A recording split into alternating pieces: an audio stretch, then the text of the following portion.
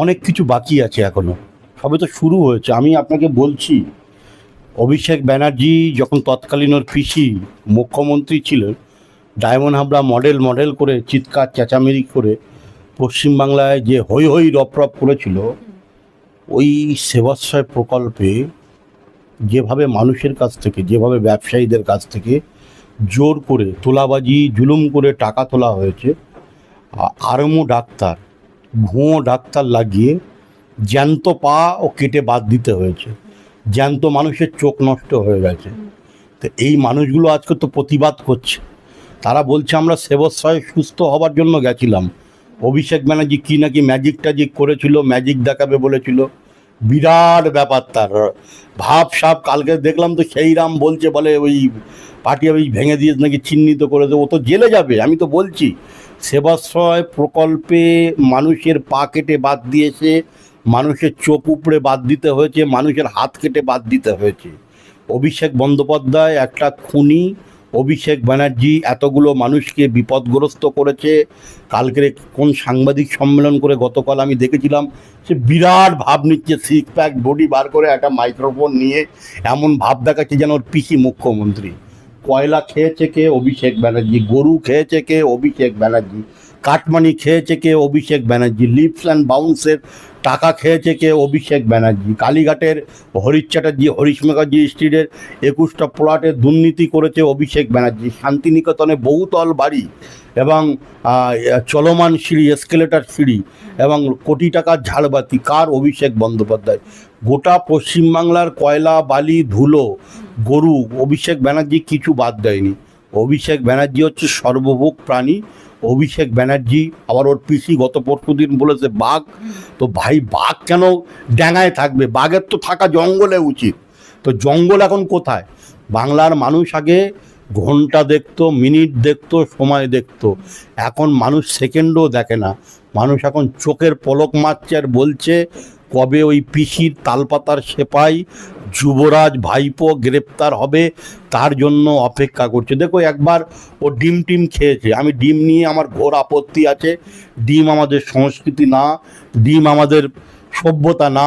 আমি এটা ডিম ছোঁড়াকে অপরাধও হিসাবে দেখছি না। কিন্তু কি করব বলুন? আমি অনেক পুলিশ অফিসারদের সাথে কথা হয়েছে। আমি একজন পুলিশ অফিসারকে বলছিলাম যে সাহেব, এই ডিম ছোঁড়ার নিয়ন্ত্রণ করার উপায় কী? এখন সেই পুলিশ অফিসার আমায় বলছে, দাদা, পকেটের মধ্যে যদি ডিম থাকে, আমরা হাত দিতে গিয়ে যদি কোথাও হাত দিয়ে ফেলি, তাহলে সে এক কেলেঙ্কারি। তা আমি পকেটে হাত দেবো কী করে? আচ্ছা, মেটাল ডিটেক্টর মেশিন নেই ডিমের জন্য, দেখবো কী করে? ডিম হচ্ছে পুষ্টিদায়ক খাবার, পুষ্টিদায়ক ঠিক আছে, ডিম অপচয় করতে বারণ করব। কিন্তু বাংলার মানুষের যেভাবে গণরোষ, বাংলার মানুষ যেভাবে মনের আক্ষেপকে তারা বিক্ষোভে পরিণত করেছে, আমরা এই বাংলার মানুষকে অপমান করতে পারি না। বাংলার মানুষ ডিম ছুটছে, দেখুন, ওরা তো ইঁটও মারছে না, পাটকেলও মারছে না, বোমও মারছে না, লাঠি দিয়েও মারছে না বা রক্তাক্ত করছে না। কিন্তু গত 15 বছরে ভারতীয় জনতা পার্টির 350 কার্যকর্তা, কর্মী, সমর্থক খুন হয়েছে। 1.5 লক্ষ কর্মী সমর্থক, শুভনুধ্যায়ী আমাদের পার্টির কার্যকর্তারা গত 5 বছরে 21 সালের পরে তারা ঘর ছাড়া ছিল। 2.5 লক্ষ বাড়ি ভাঙচুর হয়েছে, লুটতরাজ হয়েছে। লক্ষ লক্ষ কর্মী সমর্থকদের নামে মিথ্যা মামলা দিয়ে কেস হয়েছে। দেখুন, আমরা 2 মাস 18 দিন সরকারে এসেছি, পশ্চিমবাংলায় একটা দাঙ্গা হয়নি, পশ্চিমবাংলায় একটা লাশের রাজনীতি হয়নি, পশ্চিমবাংলায় অপ্রীতিকর কোনো ঘটনা ঘটেনি। পশ্চিমবাংলা শান্ত আছে, শান্ত থাকবে। নতুন ভোরের ঠিকানা ভারতীয় জনতা পার্টি দিয়েছে। ভারতীয় জনতা পার্টির মুখ্যমন্ত্রীর নাম শুভেন্দু অধিকারী। তার নেতৃত্বে বাংলায় ধর্ম, আপনার জাত, রং দেখে কোনো কিছু হবে না। বাংলার উন্নয়ন হবে, 9.5 কোটি মানুষের উন্নয়ন। আর সেই উন্নয়নের কাণ্ডারির নাম হচ্ছেন বাংলার মুখ্যমন্ত্রী, মহামহিম মুখ্যমন্ত্রী মাননীয় শুভেন্দু অধিকারীর নেতৃত্বে বাংলা আরও বেশি ত্বরান্বিত হবে। কিন্তু অভিষেক বন্দ্যোপাধ্যায় রীতিমতো বলছেন যে 31-এ যে সরকার, সেই সরকার যদি বদলায় তাহলে বিজেপির একটাও পার্টি অফিস নাকি থাকবে না। বিজেপির পার্টি অফিস থাকবে না। আগে তৃণমূল কংগ্রেস থাকবে কিনা সেটাই তো আমি করছি। হ্যাঁ, তৃণমূল কংগ্রেস তখন বিভিন্নভাবে বিভক্ত। আমি গতদিন বলেছিলাম আপনাদের চ্যানেলে, ঋতব্রত তৃণমূল, আবার দিল্লিতে এমপিরা তারা করছে এনসিপিআই তৃণমূল। এখন দুটো ভাগে পশ্চিমবাংলার ক্ষেত্রে বিভক্ত। দিল্লি আমি ধরলামই নাই, এখন চটি পিসি ভাইপোর তৃণমূল কংগ্রেস কালীঘাটে আছে, সে তো ধুবু ধুবু করছে। মদনটা চলে গেল, শুধু পিসির রয়ে গেল কুণালটা, মধ্যিখানে ভাইপোটা খায় শুধু হাবুডুবু। আবার এদিকে সায়নী বলছে লাগাও সায়নী, সে বলছে আমি আর তৃণমূল কংগ্রেস করব না, কালীঘাটের দিকে যাব না। এখন কোন দিকে সামলাবো বলুন? এদিকে আবার চলে যান আপনি ঋতব্রত তৃণমূল, মানে বালিচ্ছাটা তৃণমূল, সে তৃণমূলে এদিকে সব দিগ্গজ নেতারা, এদিকে বসিরহাটের বুরহানুদ্দিন লিটন, যার মাথা থেকে পা অবধি দুর্নীতি।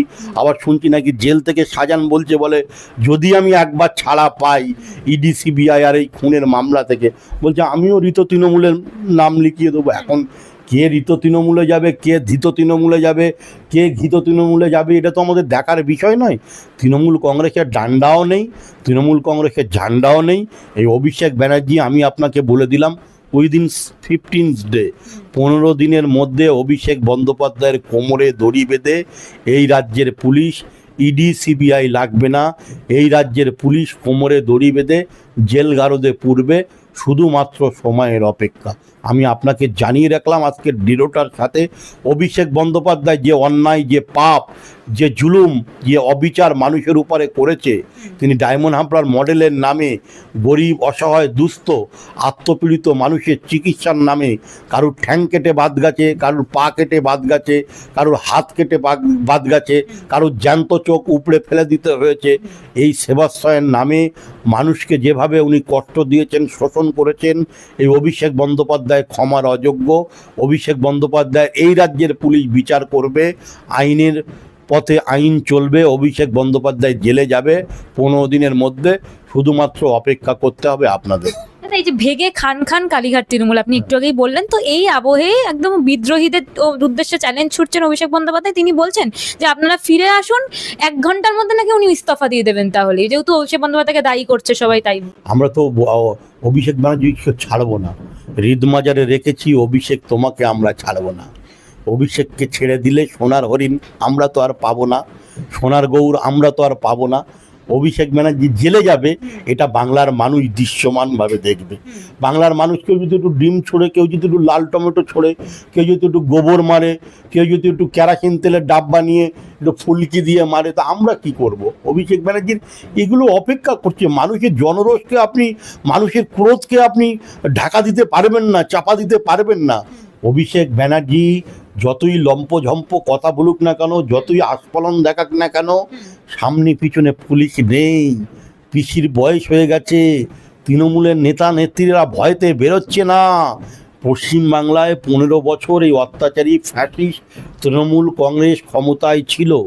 বাংলার নবজাগরণের প্রতীকী এই যুব সমাজের যুবতীরা আগামী দিন সিদ্ধান্ত নিয়ে ফেলেছে, যেই তৃণমূল কংগ্রেস নামক দলটা পশ্চিমবাংলার ইতিহাসে ছিল, সেটা তারা মুছে দিতে চাইছে, মুছে গেছে। তৃণমূল কংগ্রেস ফিরবে না, তৃণমূল কংগ্রেস আর আসবে না। অভিষেক ব্যানার্জি আর 6 প্যাক বডি নিয়ে, মাইক নিয়ে আস্ফলন দেখাবে না, আর আসবে না। ওর বাকি জীবনটা হয় তিয়ার গারদে কিংবা দমদম কিংবা আলিপুরে ওকে কাটাতে হবে।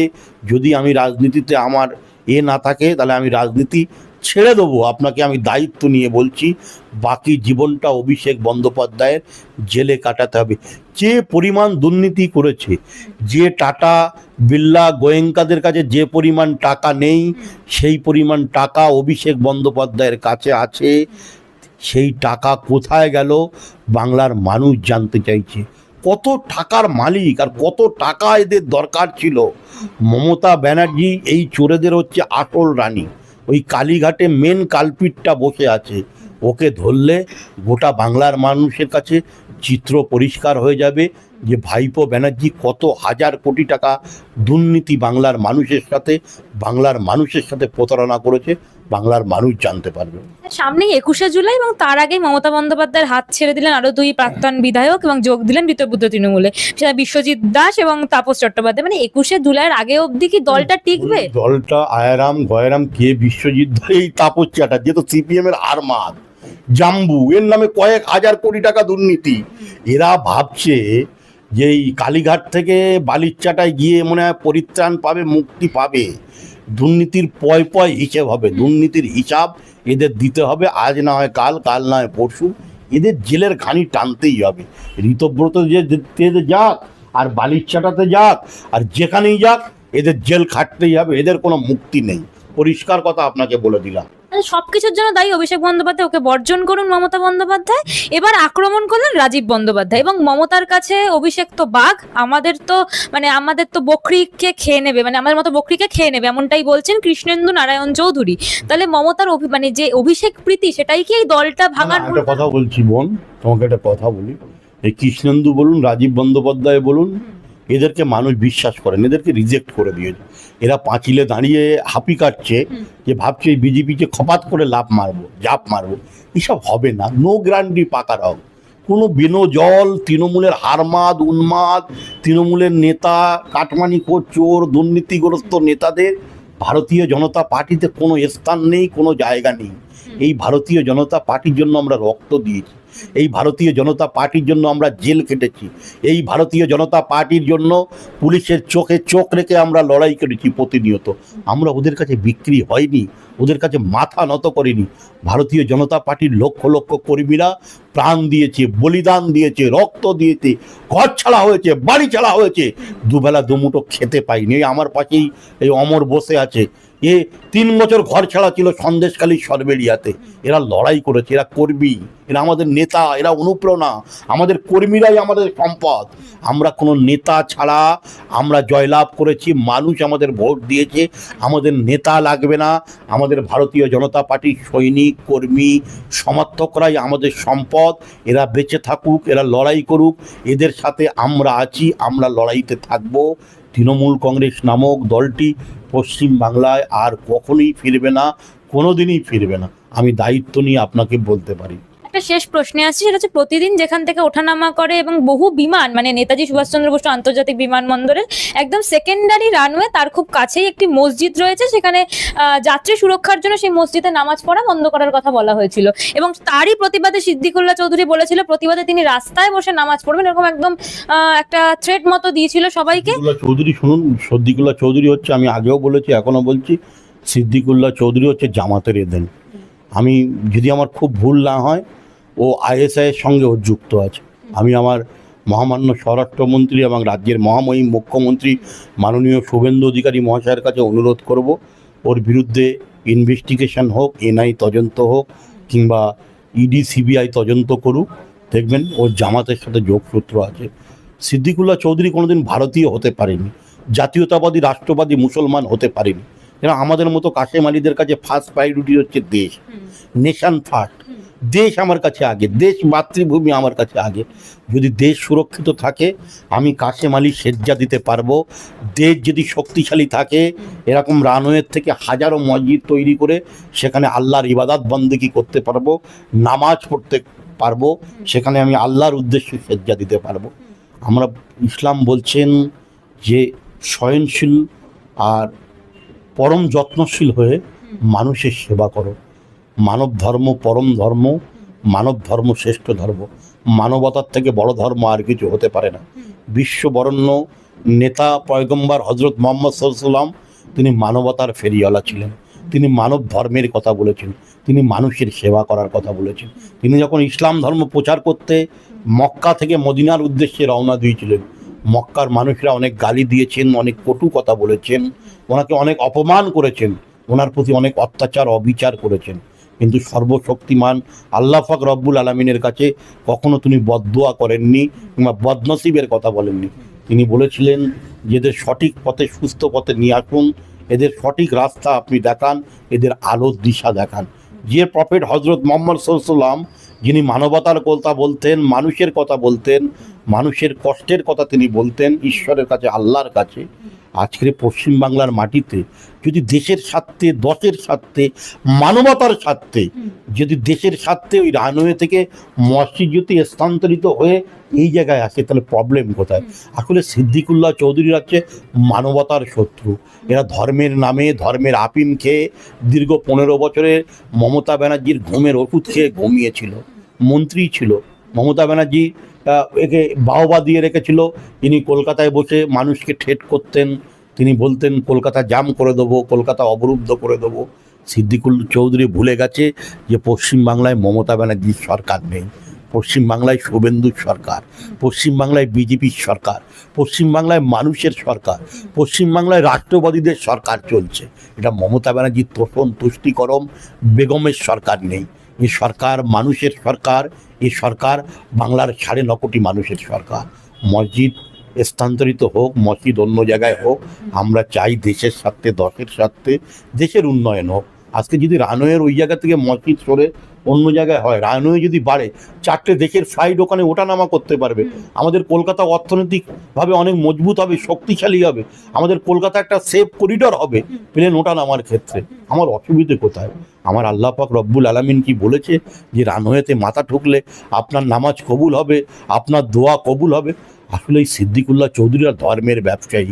এরা মুসলমানদেরকে 35 বছরে সিপিএম যেমন ফুটবলের মতো ব্যবহার করেছিল, আর মমতা একটু ঘোমটা টেনেছিল, নামাজ পড়ার অভিনয় করেছিল, আর 2 হাত তুলে কি বিড় করে বলেছিল। বাংলার মুসলমানরা ভেবেছিল মমতা ব্যানার্জি আমাদের খালা, মমতা ব্যানার্জি আমাদের ফুবু, মমতা ব্যানার্জি আমাদের আত্মীয় হয়ে গেছে। কিন্তু মমতা ব্যানার্জির থেকে বড় প্রতারক পশ্চিমবাংলার মুসলমানরা কখনো ভাবতে পারেনি। মমতা ব্যানার্জি মুসলমানদের সাথে প্রতারণা করেছে, তঞ্চকতা করেছে। বোম মারবে কে? মুসলমান। মরবে কে? মুসলমান। মারছে কে? মুসলমান। কেস খাবে কে? মুসলমান। খুন হবে কে? মুসলমান। আমরা একটা এপিজে আব্দুল কালাম তৈরি করতে পারিনি, আমরা একটা আইপিএস পাপিয়া সুলতানা তৈরি করতে পারিনি, আমরা একটা আইপিএস নূর বানু করতে পারিনি। আমরা তৈরি করেছি কাকে? শওকত মোল্লা। আমরা তৈরি করেছি রাজা গাজী, আমরা তৈরি করেছি জেসিপি সাদ্দাম, আমরা তৈরি করেছি শাহজাহান। আমরা একটা এপিজে আব্দুল কালাম করতে পারিনি। আমাদের ভারতীয় জনতা পার্টি আমাদের সংকল্পপত্রে বলেছে মাদ্রাসা শিক্ষাকে আধুনিকরণ করে সমাজের মূল স্রোতে ফিরতে হবে। মুসলিম ছেলেমেয়েরা আইএস, আইপিএস, ডব্লিউবিসিএস পড়ুক, জয়েন্ট এন্ট্রান্স দিক, ইউপিএসসি দিক, মুসলিম মেয়েরা বা মুসলিম ছেলেরা সমাজের মূল স্রোতে আসুক। আমরা মুসলমানদের হাতে বোম তুলে দিতে চাই না, আমরা মুসলমানদের হাতে পেন তুলে দিতে চাই, আমরা মুসলমানদের হাতে বই তুলে দিতে চাই, আমরা মুসলমানদের হাতে কম্পিউটার তুলে দিতে চাই। মুসলমানরা যেমন কোরআন পড়ছে পড়ুক, তার সাথে সাথে এক হাতে কম্পিউটার থাকুক, অন্য হাতে কোরআন থাকুক। আমরা মুসলমান সমাজকে বোম পিস্তল বন্দুকের রাজনীতি করতে দেব না, কোনো গুন্ডার রাজনীতি করতে দেব না। আমরা সমাজের মূল স্রোতে নিয়ে আসবো। আজকে দেখুন গোটা পশ্চিমবাংলায় মুসলিম মহল্লায় পাড়ায় খুন খারাপি গুন্ডাগার্দি হতো। এই 2 মাস 2.5 মাসে দেখছেন মুসলমান পাড়ায় আর গণ্ডগোল হচ্ছে, মুসলমান পাড়ায় আর খুন হচ্ছে, খুনের সংখ্যাও কমে গেছে। আমার চাচারা ঝোলা নিয়েও কোর্টে যাওয়া বন্ধ করে দিয়েছে। অতএব পশ্চিমবাংলায় উন্নয়ন হচ্ছে। পশ্চিমবাংলায় ভারতীয় জনতা পার্টির নেতৃত্বে নতুন সকাল এসছে। সেই সকালের নাম সবকা সাথ, সবকা বিশ্বাস আর সবকা আস্থার নাম হচ্ছে ভারতীয় জনতা পার্টি। আমি আছি, আপনিও থাকবেন, আমিও ভালো থাকবো, আপনিও ভালো থাকবেন। নতুন সকাল, নতুন সূর্যোদয়ের নাম শুভেন্দু অধিকারী। অসংখ্য ধন্যবাদ দাদা আপনাকে। আজকে আমাদের সাথে ছিলেন রাষ্ট্রবাদী নেতা কাসেম আলী। আপনারা ওনার মূল্যবান বক্তব্য শুনলেন, এবং ভিডিওটি যদি ভালো লেগে থাকে তাহলে লাইক, শেয়ার এন্ড সাবস্ক্রাইব করে আমাদের পাশে থাকবেন। আর অবশ্যই আপনাদের জন্য কমেন্ট বক্স খোলা আছে, আপনারা আপনাদের মূল্যবান বক্তব্য সেখানে জানাতে পারেন। দেখতে থাকুন, শুনতে থাকুন পলিটিক্যাল ডেইলি। অসংখ্য ধন্যবাদ।